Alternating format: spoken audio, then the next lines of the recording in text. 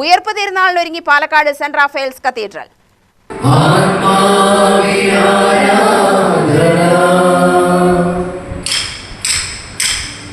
പരിശുദ്ധ പരമ ദിവ്യകാരുണ്യത്തിന് പരിശുദ്ധ പരമ ദിവ്യകാരുണ്യത്തിന്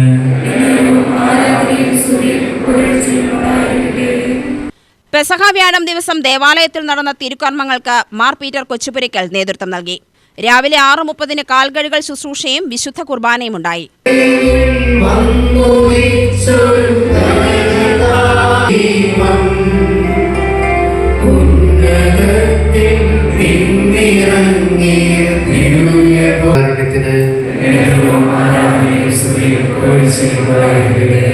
നമ്മള് പരിശുദ്ധ കുർബാന മധ്യേ വചന സന്ദേശം ബഹുമാനപ്പെട്ട ജോഷേഷിലൂടെ ശ്രമിച്ചു.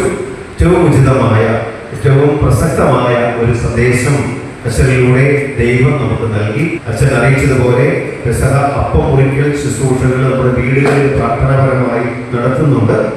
അങ്ങനെയുള്ള കുടുംബങ്ങളിൽ തീർച്ചയായിട്ടും അല്ലെങ്കിൽ അങ്ങനെയുള്ള സ്ഥലങ്ങളിൽ നമ്മൾ ശ്രദ്ധിക്കേണ്ട ഒരു കാര്യം, ഈ പെസഹ അപ്പം സാധിക്കുന്നിടത്തോളം വീടുകളിൽ ഉണ്ടാക്കാൻ ശ്രദ്ധിക്കുക എന്നുള്ളത്. ഉളിപ്പില്ലാത്ത അപ്പം നമുക്ക് കടകളിലും ബേക്കറികളിലൊക്കെ ഒരു ആർട്ടിഫിഷ്യലായിട്ട് കൃത്രിമമായിട്ട് ഉണ്ടാക്കിയ അപ്പം റൊട്ടി ഒക്കെ മേടിക്കാൻ കിട്ടും. കുരിശ് വെച്ചിട്ടുള്ളത് തന്നെ മേടിക്കാൻ കിട്ടും. അതെല്ലാം ബിസിനസ് പരമായ രീതിയിൽ ഉണ്ടാക്കുന്ന വസ്തുക്കളാണ്. പക്ഷേ അർത്ഥപൂർണമായി നമ്മുടെ വീടുകളിൽ അപ്പം ഉണ്ടാക്കുക ഉചിതമാണ്. ഉളിപ്പില്ലാത്ത അപ്പം പ്രത്യേകം പറയുന്നു, അതിനൊരു അർത്ഥങ്ങളുണ്ട്. കാത്തിരിക്കാൻ സമയമില്ല, ദൈവം പരിപാലിക്കുന്നു. ഓൺ ദ വേ, യാത്രയിലാണ് നമ്മൾ. കുളിക്കുന്ന സമയം വരെ അപ്പത്തിന്റെ മാവ് സൂക്ഷിക്കാൻ സമയമില്ല. പരിപാലനയുടെ ദൈവം കാത്തുകൊള്ളും, യാത്രയുടെ ദൈവം കാത്തുകൊള്ളും. നിന്നുകൊണ്ടുള്ള ഭക്ഷണമാണ്. ഇതൊരു വിരുന്നാസ്വാദനമല്ല, മറിച്ച് അർത്ഥപൂർണമായ ഒരു ആത്മീയ ഒരു കർമ്മമാണ്. അപ്പം ഭക്ഷിക്കൽ അല്ലെങ്കിൽ അപ്പം മുറിക്കലെന്ന് പറയും. തുടർന്ന് ആരാധനയോടെ പ്രദക്ഷിണവും ശേഷം ഇടവകയിലെ വിവിധ യൂണിറ്റുകളുടെ നേതൃത്വത്തിൽ വിശുദ്ധ കുർബാനയുടെ ആരാധനയും നടന്നു.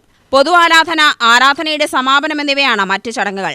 ഫാദർ ജോഷി പുലിക്കോട്ടിൽ, അസിസ്റ്റന്റ് വികാരി ആശിഷ് പെരുമ്പുഴയിൽ, ഫാദർ അനീഷ് എന്നിവർ ചടങ്ങുകൾക്ക് സഹകാർമ്മികരായി. UTV news, Palakkad.